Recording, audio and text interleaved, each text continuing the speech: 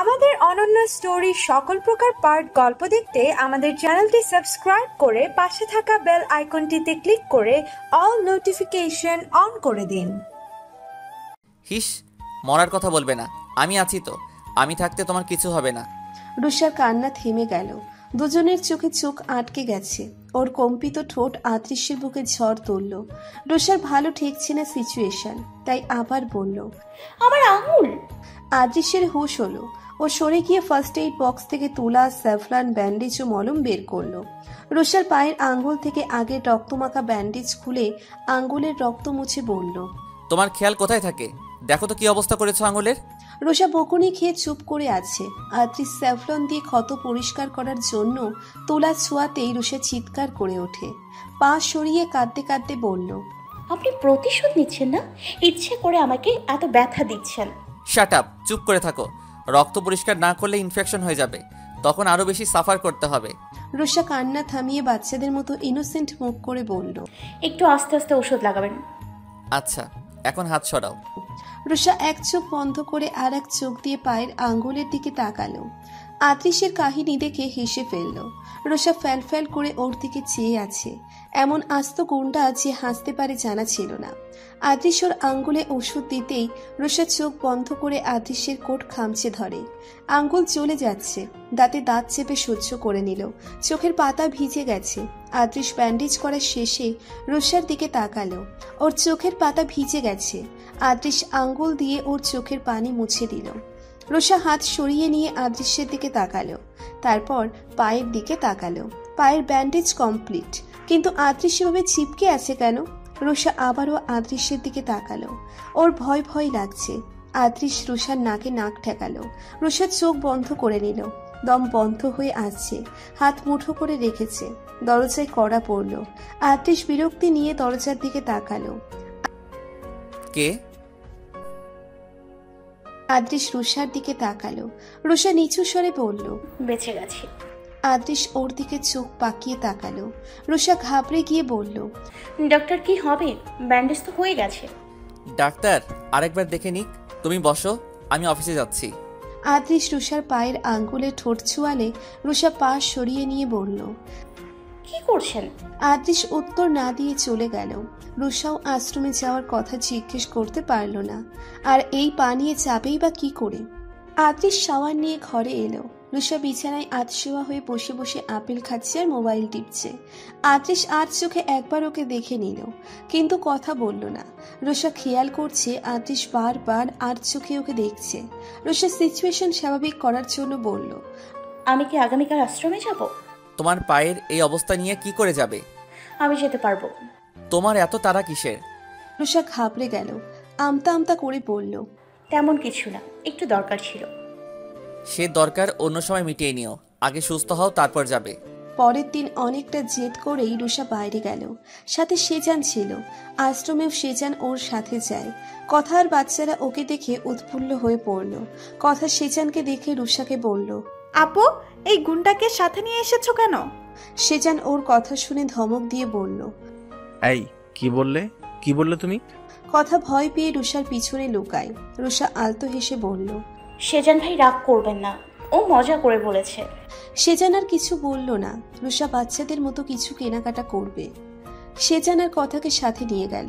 ওরা কেনাকাটা শেষ করে গাড়িতে শপিং ব্যাগ রেখে রাস্তার ধারে দাঁড়িয়ে ফুচকা খাচ্ছে। সেজান দূরে দাঁড়িয়ে আছে। হঠাৎ সেজান এসে কথাকে ধাক্কা মারল। কথা নিচে পড়ে গেল। রুষার হাত থেকে প্লেট পড়ে গেল। ও থমকে দাঁড়িয়ে আছে। সেজান ওকে টানছে, কিন্তু ও নড়ছে না। ওদের উপর আক্রমণ হয়েছে। কেউ একজন রুষাকে মারার চেষ্টা করছে। টানাটানির এক পর্যায়ে সেজানের হাতে গুলি লাগে। তখন রুষার হুঁশ হয়। 2-3 জন লোক ওদের দিকে গুলি ছুটছে। কথা আর রুষাকে ও গাড়ির পিছনের দিকে নিয়ে যায়। তারপর নিচের রিভলভার দিয়ে ওদের দিকে গুলি ছুড়ে। এক পর্যায়ে ওরা চলে যায়। সেজান হাত চেপে ধরে বসে পড়ল। হাত থেকে গলগল করে রক্ত বের হচ্ছে। রুষা আর কথা পিছন থেকে দৌড়ে আসে। সেজান ভাই, আপনার তো গুলি লেগেছে, ওরা কারা ছিল? জানি না ভাবি। আপু, ওরা কারা ছিল পরে দেখা যাবে, আগে দেখি ওনার গুলিটা বের হয়েছে কিনা। কথা সেজানের হাত ধরতেই সেজান বলল, গুলি বের হয়ে গেছে। রুষা দাঁড়িয়ে আছে, কথা ওকে দেখে অবাক হলো। কথা সেখানে বিচলিত হয়ে পড়ছে। রুষা থমকে দাঁড়িয়ে আছে। রুষা এতটা ভীতু জানা ছিল না। কথা গাড়ির ডিকি থেকে শপিং ব্যাগে রাখা কাপড় থেকে এক টুকরো কাপড় এনে শক্ত করে সেজানের হাতে বেঁধে দিল। আপনার কষ্ট হচ্ছে? সেজান কথার চোখের দিকে তাকালো। কথার চোখে ভয় আর দুশ্চিন্তা দেখে মৃদু হেসে বলল, you know I am villain. ভিলেনদের সামান্য গুলিতে কিছু হয় না। রুষা সেজানকে বলল, সেজান ভাই হসপিটালে যেতে হবে। প্রয়োজন নেই, আপনাকে বাড়িতে পৌঁছে দিতে যাব। আমি আর রিস্ক নিতে চাই না। আপনার কিছু হলে ভাই আমাকে ছাড়বে না। কিছু হবে না, উঠুন, আগে আমরা হসপিটাল যাব। রুষা আর কথা মিলে ওকে গাড়িতে বসালো। গাড়িতে যেতে যেতেই রুষা আদৃশকে কল করে ওদের সিচুয়েশন জানালো। আদৃশ সবটা শুনে চোখ বন্ধ করে নিল। টেবিলের উপরে রাখা গ্লোবটা বাঘের মতো ভয়ানক গর্জন করে ছুঁড়ে মারল। ডাক্তার সেজানের হাতের ব্যান্ডেজ করছে। রুষা পাশেই দাঁড়িয়ে দেখছে। কথা রুষার হাত শক্ত করে ধরে রেখেছে। কথা তুমি ভয় পাচ্ছ, বাইরে চলো। রুষা জোর করে কথাকে বাইরে নিয়ে গেল। আদৃশ তখন করিডোর দিয়ে আসছিল। রুষাকে দেখে আরো জোরে জোরে পা চালালো। রুষা, তুমি ঠিক আছো? তোমার কোথাও লাগেনি তো? আদৃশ রুষাকে ঘুরিয়ে ফিরিয়ে চুল সরিয়ে ঘাড়, পিঠ, হাত চেক করছে। আমি একদম ঠিক আছি। আদৃশ রুষাকে জড়িয়ে ধরল। ওর হার্টবিট ফাস্ট চলছে। রুষা ওর অস্থিরতা অনুভব করতে পারছে। আমি ভয় পেয়ে গিয়েছিলাম। তুমি ঠিক আছো দেখে শান্তি লাগছে। সেজান ভাইয়ের হাতে গুলি লেগেছে। আদৃশ রুষাকে ছেড়ে দিল। দ্রুত ভিতরে গেল। সেজানের ব্যান্ডেজ করা শেষ। ডাক্তার, সব ঠিক আছে তো? জি, চিন্তার কিছু নেই, কয়েকদিন রেস্টে থাকতে হবে। আদৃশ সেজানকে জড়িয়ে ধরল। সেজান বলল, ভাই আমি ঠিক আছি। সেজান, তুমি আমার ছোট ভাই। আমার ভাই রক্ত যে ঝরিয়েছে তাকে আমি কখনো মাফ করব না। নিশ্চিন্তে থাকো, এর বদলা আমি নেব। ভয়ঙ্কর শাস্তি দেব। সে ব্যাপারে আমি নিশ্চিত, কিন্তু কারা করলো এমন? ওরা ভাবির উপর আক্রমণ করেছে। এইগুলোটা ভাবিকে লক্ষ্য করেই করেছিল। ভাবির কথা কেউ কি করে জানবে? জেনেছে। আমাদের শত্রু আমাদের মাঝে মিশে আছে, আমাদের খুব কাছে, কিন্তু আমরা চিনতে পারছি না। আমাদের বিশ্বস্ত হয়ে সব খবর নিচ্ছে আর শত্রুদের সব খবর দিচ্ছে। তাকে খুঁজতে হবে সেজান। হ্যাঁ ভাই, আমারও তাই মনে হচ্ছে। নয়তো আমাদের গোপন মিটিংয়ের কথা কেউ কি করে জানবে? ভাবির সাথে আপনার বিয়ের কথা কেউ জানে না। আপনার সাথে ভাবিকে কেউ দেখেনি, তবে জানবে কি করে? রুষা ডাক্তারের সাথে কথা বলে ওর কাছে এসে বলল, সেজান ভাই, আপনি কয়েকদিন ফুল রেস্টে থাকবেন। ডক্টর যে ইনস্ট্রাকশন দিয়েছে সেই অনুযায়ী চলবেন। তারপর আদৃশের দিকে চেয়ে বলল, সেজান ভাই, কিছুদিন আমাদের সাথে থাকুন। একা বাড়িতে ওনার দেখাশুনো কি করবে?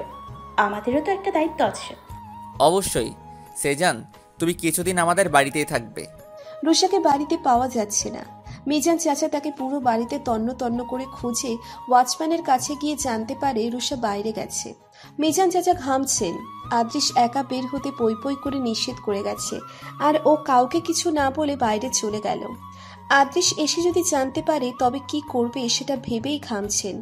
আদৃশ বাড়িতে এসে রুমে গিয়ে টাই খুলতে খুলতে রুষাকে ডাকছে। রুষার সাড়া নেই। আদৃশ টাই রেখে ওয়াশরুমে ফ্রেশ হতে গেল। রুষা হয়তো নিচে আছে এই ভেবে আর ডাকেনি। আদৃশ ফ্রেশ হয়ে একটা ট্রাউজার আর টি শার্ট পরে নিচে গেল। রুষাকে কোথাও দেখতে না পেয়ে ওর নাম ধরে জোরে জোরে ডাকলো, কিন্তু এখানেও ওর সাড়া নেই। তাই রাগে চিৎকার করছে। সব সার্ভেন্ট দৌড়ে এসে জড়ো হলো ওর চিৎকারে। রুষা কোথায়? সবাই মাথা নিচু করে চুপ করে আছে। আদৃশ তাতে আরো রেগে গেল। চেঁচিয়ে জিজ্ঞেস করলো, আই সেইড, রুষা কোথায়? মিজান চাচা চিৎকার চেঁচামেচি শুনে শোয়া থেকে উঠে এলো। কিছুদিন ধরে তার শরীর খারাপ। মিজান চাচা সবাইকে ইশারা করলো চলে যেতে। আদৃশ তখনও রুষার কথা জিজ্ঞেস করছে। বাবা, রুষা মা কাউকে কিছু না বলে বাইরে গেছে। আদৃশ হাত মুঠো করে বলল, হাউ ডেয়ার শি! বারবার করে না করা সত্ত্বেও কি করে বেরিয়ে গেল? বাকিরা কি করছিল? ক্ষমা করো, শরীরটা আমার খুব খারাপ ছিল, তাই খোঁজ নিতে পারিনি। তবে ভাবেনি কাউকে না বলে বাইরে যাবে। হয়তো খুব দরকার ছিল। একটা কল করে দেখো। আদ্রিস দ্রুত রুষার নাম্বারে কল করলো, কিন্তু ওপাশ থেকে বারবার সুইচ অফ বলছে। আদ্রিস সামনে থাকা সোফায় লাথি মেরে বলল সুইচ অফ। ও প্রচন্ড রেগে গেছে, মাথায় আগুন জ্বলছে, সামনে যা পাবে সব গুড়িয়ে ফেলবে। বাইরে গিয়ে ওয়াচম্যানের কলার চেপে ধরে। ওয়াচম্যান ভয় পেয়ে যায়। স্যার, আমি কি করেছি? কি করেছিস? তোকে বলিনি রুষা যেন বের হতে না পারে? ওকে যেতে দিয়েছিস কেন? আমি নিষেধ করেছিলাম, ম্যাডাম বলল তাকে যেতেই হবে, আপনার সাথে কথা বলে নিবে। আমাকে জানাসনি কেন? ওর যদি কিছু হয় তোর বডির 100 টুকরা করব, তারপর আমার পোষা কুকুরকে দিয়ে খাওয়াবো। আদ্রিস আর একবার ওর নাম্বারে কল করলো, কিন্তু সুইচ অফ বলছে। তারপর রুমে গিয়ে কাগজপত্র ঘেটে আশ্রমের নাম্বার খুঁজে বের করলো। সেখানে কল করে জানতে পারলো রুষা 1 ঘন্টার বেশি হবে বের হয়ে গেছে। রুষা গাড়ি নিয়ে যায়নি। সব মিলিয়ে আশ্রম থেকে আসতে বড়জোর 30 মিনিট লাগবে। তাহলে রুষা কোথায়? ওর বিপদ হলো না তো? আদ্রিস গাড়ির চাবি নিয়ে দ্রুত ঘর থেকে বের হয়ে গেল। বাড়ির বাইরে যেতে গেটের সামনে একটা ট্যাক্সি এসে থামলো। রুষা ট্যাক্সি থেকে নেমে ভাড়া দিচ্ছে। রুষাকে দেখে আদ্রিস স্থির হলো। এতক্ষণ চিন্তায় মাথা ফেটে যাচ্ছে। রুষা দরজার সামনে এসে আদ্রিসের বিস্ফোরিত চেহারা দেখে থমকে দাঁড়িয়ে গেল। ঘরে এসো। রুষা ভয় পেয়ে সেখানেই দাঁড়িয়ে আছে। পা চলছে না, পা মনে হচ্ছে আটকে গেছে। রুষাকে স্থির হয়ে দাঁড়িয়ে থাকতে দেখে আদ্রিস ওর দিকে অগ্নিদৃষ্টি ছুড়ল। তারপর হাত ধরে টানতে টানতে সিঁড়ি দিয়ে নিয়ে যাচ্ছে। রুষা সিঁড়িতে হাঁটতে গিয়ে তাল মেলাতে পারছে না, কাঁধের লেডিস ব্যাগটা পড়ে গেল। আদ্রিস ওকে নিয়ে বিছানায় ছুঁড়ে মারে। রুষা হুমড়ি খেয়ে পড়ল। ঘন ঘন ঢোক গিয়েছে। আদ্রিস ওকে ঘুরিয়ে ওর গলা চেপে ধরল। তোর দেখি ডানা গজিয়েছে, এতক্ষণ কোথায় ছিলি? আশ্রমে। মিথ্যা, তুই কম করে 1 ঘন্টা আগে বেরিয়েছিস। এতক্ষণ কোথায় ছিলি? আমি সত্যি বলছি, আশ্রম থেকেই ফিরছি, কোথাও যাইনি। আপনাকে জানাতে চেয়েছিলাম। জানাসনি কেন? মোবাইল হারিয়ে ফেলেছি, এতক্ষণ ধরে সেটাই খুঁজছিলাম। আদ্রিসের গলা ছেড়ে দিল। রুষা গলা ধরে উঠে বসে বলল, আমার মোবাইল খুঁজে পাচ্ছি না, তাই আপনাকে কল করতে পারিনি। ওটা খুঁজতে গিয়েই দেরি হয়ে গেছে। একটা মোবাইলের জন্য এতক্ষণ বাইরে ছিলে? কটা মোবাইল লাগবে তোমার? না মানে ওখানে অনেক কন্ট্রাক্ট নাম্বার ছিল, তাই খুঁজছিলাম। ওকে ফাইন, মানলাম এর জন্য দেরি হয়ে গেছে, কিন্তু তুমি কার পারমিশন নিয়ে বের হয়েছো? আমি নিষেধ করিনি বের হতে। তোমার স্পর্ধা দেখে অবাক হচ্ছি আমি। একটা বাচ্চা অসুস্থ হয়ে পড়ে, তাই এমার্জেন্সি যেতে হয়েছিল। তারপর দেখি মোবাইল নেই, তাই আপনাকে জানাতে পারিনি। রুষা গলা ধরে উঠে বসে বলল। আদ্রিস রুষার দিকে এক দৃষ্টিতে চেয়ে আছে। রুষা ভয় পেয়ে আছে, আর চোখে আদ্রিসের দিকে তাকাচ্ছে। গলা থেকে হাত সরিয়ে নিল। আদ্রিস রুষাকে ধাক্কা দিয়ে ফেলে দিল বিছানায়। রুষা ওঠার চেষ্টা করলে আদ্রিস ওর দুহাত নিজের দুহাত দিয়ে চেপে ধরে। রুষা ঘন ঘন নিঃশ্বাস নিয়ে আদ্রিসের দিকে ভয়ার্থ দৃষ্টিতে চেয়ে আছে। ওর ঘাবড়ে যাওয়া দৃষ্টি আদ্রিস বেশ উপভোগ করছে। আদ্রিস রুষার গলায় নাক ডোবালো। গলায় উষ্ণ নিঃশ্বাস পড়তেই রুষা ছটফট করতে শুরু করলো। হার্টবিট দ্রুত চলছে। আদ্রিস ওর গলায় ঠোঁট ছুঁয়ে বলল, তোমাকে লাস্ট ওয়ার্নিং দিচ্ছি, এরপর যদি আমার আর একটা কথা অমান্য করো তবে ভয়ানক শাস্তি পেতে হবে। রুষা ঢোক গিলে মাথা নাড়ালো। আদ্রিস রুষার কপালে শব্দ করে চুমু খেয়ে উঠে গেল। আদ্রিস যেতেই রুষা হাঁপ ছেড়ে বাঁচল, কিন্তু মোবাইলের জন্য একটু মন খারাপ হচ্ছে। সকাল সকাল মিডিয়ার লোক এসে হাজির।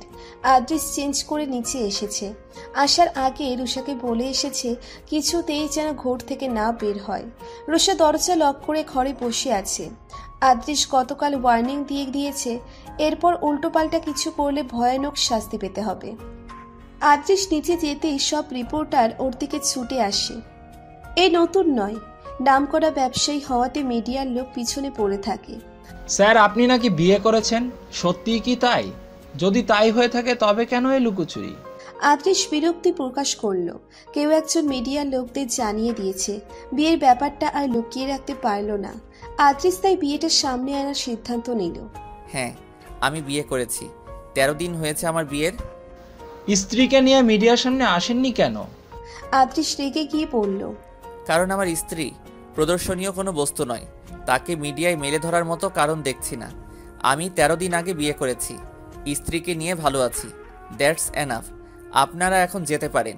এই বিষয়ে আমি আর কিছু বলতে চাই না। আমরা কি ম্যাডামের সাথে কথা বলতে পারবো না? অবশ্যই না।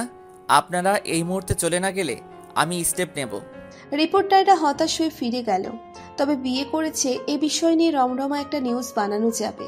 স্ত্রীকে মিডিয়ার সামনে আনতে চান না, এটা নিয়েও আর্টিকেল লেখা যাবে। আদ্রিস ঘরে গিয়ে রাগে ফোঁসফোঁস করছে। ওর বিয়ে আর বউ নিয়ে মানুষের এত মাথা ব্যথা কেন? রুষা আদ্রিসকে ফোঁসফোঁস করতে দেখে জিজ্ঞেস করলো, আপনি এমন করছেন কেন? আমি বিয়ে করেছি, কাউকে জানাইনি কেন? স্ত্রীকে নিয়ে মিডিয়ার সামনে যাইনি, এই নিয়ে মানুষের এত মাথা ব্যথা কেন? আমি কি সেলিব্রিটি?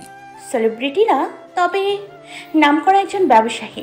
তাই হয়তো আপনার প্রফেশনাল লাইফের সাথে সাথে পার্সোনাল লাইফ নিয়েও ওদের ইন্টারেস্ট। এসব নিয়ে অযথা রাগ করছেন কেন? আপনার ইচ্ছে হলে বলবেন, না ইচ্ছে হলে নেই, এতে ওদের কিছু করা থাকবে না। আদ্রিসের মোবাইলে একের পর এক শুভেচ্ছা কল আসতে লাগলো। সন্ধ্যাবেলায় একজন বিজনেস ডিলার কল করে ওয়াইফ সহ ওকে ইনভিটেশন দিল। আদ্রিস অনেক ভেবেচিন্তে সিদ্ধান্ত নিলেও রুষাকে নিয়েই যাবে। রুষা 1 ঘন্টা ধরে তৈরি হচ্ছে। আদ্রিসের বিরক্ত লাগছে, তাই দরজা খুলে ভেতরে ঢুকে যায়। মেকআপ আর্টিস্ট ওকে দেখে বলল, আপনাদের দেওয়া সময় শেষ, আর 1 ঘন্টা ধরে এই সাজালেন? আদ্রিস রুষাকে পর্যবেক্ষণ করে বলে, আপনারা যান, বাকিটা ও নিজেই করে নিবে। ওটা চলে যেতেই আদ্রিস পকেটে হাত দিয়ে ঘুরে ঘুরে রুষাকে দেখছে। রুষা স্থির হয়ে দাঁড়িয়ে আছে, এক হাত দিয়ে আর এক হাত ঘষছে। আদ্রিস নেকলেস এনে রুষার সামনে ধরলো, তারপর পিঠের ওপর থেকে চুল সরিয়ে গলায় পরিয়ে দিল, কানে দুল পরিয়ে দিল। ওর স্পর্শে রুষা বারবার কেঁপে কেঁপে উঠছে। রুষার চোখের দিকে চেয়ে হাত ধরে ব্রেসলেট পরিয়ে দিল। রুষাকে আয়নার সামনে বসিয়ে চুলে চিরুনি চালাচ্ছে, কিন্তু চুলের সাথে কি করবে মাথায় আসছে না। রুষা সেটা বুঝতে পেরে মুচকি মুচকি হাসছে। রুষা কালো শাড়ি পরেছে, আলোতে শাড়ি চিকচিক করছে। আদ্রিস রুষাকে হাসতে দেখে বলল, হাসছো কেন?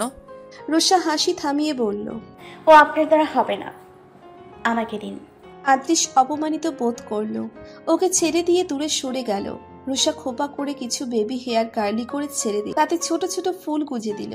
তারপর আদ্রিসকে ডেকে বলল, এই যে মিস্টার, এদিকে আসুন, এইগুলো পেছনে গুজে দিন। রুষা স্বাভাবিকভাবে কথা বলায় ওর খুব ভালো লাগছে, স্বামী স্ত্রী ফিলিং আসছে। আদ্রিস গভীর মনোযোগ দিয়ে ফুল গুজছে। ওর কেন জানি এসব কাজ করতে ভালো লাগছে। ছোটবেলায় চিরুনি দিয়ে মায়ের চুল এলোমেলো করে দিত, আর ওর মা খিলখিল করে হাসতো। রুষা আর চোখে আদ্রিসকে দেখছে। ওনার মতো একটা মানুষ এত স্বাচ্ছন্দ্য নিয়ে চুলে ফুল গুজছে দেখে বেশ অবাক হচ্ছে। রুষা তৈরি হয়ে আয়নায় নিজেকে দেখছে। আদ্রিস ওকে আয়নার সামনে থেকে সরিয়ে এনে বলল, এত দেখতে হবে না, নিজেকে নিজেই নজর দিয়ে বসবে। তোমার উপর নজর দেওয়ার অধিকার একমাত্র আমার। আদ্রিস আঙ্গুল দিয়ে ওর গালে স্লাইড করলে রুষা দ্রুত বলে ওঠে, আমার মেকআপ নষ্ট হয়ে যাবে। আদ্রিস চোখ মুখ শক্ত করে ওর দুহাত চেপে ধরে বলল, সব সময় তোমার ইগনোর করা চাই? তোমার প্রতি আমার ভালোবাসা আমাকে বাধা দিচ্ছে, নয়তো তোমার এই দম্ভ এতদিনে চূর্ণ হয়ে যেত। রুষা মাথা নিচু করে রাখলো। আদ্রিস ওকে ছেড়ে দিয়ে বিছানার উপর থেকে মোবাইল নিয়ে চলে গেল। রুষা বিছানায় বসে পড়ল। যাকে ভালোবাসতে পারছে না তার স্পর্শ কি করে মেনে নেবে? পার্টির প্রধান আকর্ষণ রুষা আর আদ্রিস, সবাই ওদের পিছনে পড়ে আছে। কাউকে না জানিয়ে হুট করে বিয়ে করা বউকে পার্টিতে এনে সবার সাথে পরিচয় করিয়ে দেওয়া, এসব কারণে সবার মধ্যমণি রুষা আর আদ্রিস। আদ্রিস পুরোটা সময় রুষার হাত ধরেছিল, মানুষের খারাপ দৃষ্টি থেকে ওকে বাঁচিয়ে রেখেছে। রুষা আর দাঁড়িয়ে থাকতে পারছে না, আদ্রিসকে সংকোচ নিয়ে বলল, আমার পা ব্যথা করছে, একটু বসতে চাই। আদ্রিস ফাঁকা জায়গা দেখে রুষাকে বসতে দিল। এখানেই থাকবে, কোথাও যাবে না? রুষা মাথা নাড়ল। বসে একটু শান্তি লাগছে, পা টান টান করে বসে রইল। চারপাশের মানুষজন দেখছে। কিছুক্ষণ পরে আদ্রিস ফিরে এসে রুষাকে পেল না। রুষাকে না দেখতে পেয়ে আদ্রিস প্রচন্ড ক্ষেপে গেল। চোয়াল শক্ত করে বিড়বিড় করে বলল, আবারও অবাধ্য হলে? তোমাকে আঘাত করতে চাই না, কিন্তু তুমি আমাকে সেদিকেই ধাবিত করছো। আদ্রিস পকেট থেকে মোবাইল বের করে খুব গোপনে সেজানকে কল করে সব জানালো। তারপর গাড়ির কাছে যেতে যেতে আবারও রুষার নাম্বারে কল করলো। মোবাইল বেজে যাচ্ছে কিন্তু রিসিভ হচ্ছে না। গাড়ির কাছে গিয়ে গার্ডদের বলল রুষাকে খুঁজতে। আদ্রিস কপালে হাত দিয়ে চোখ বন্ধ করে দাঁড়িয়ে আছে।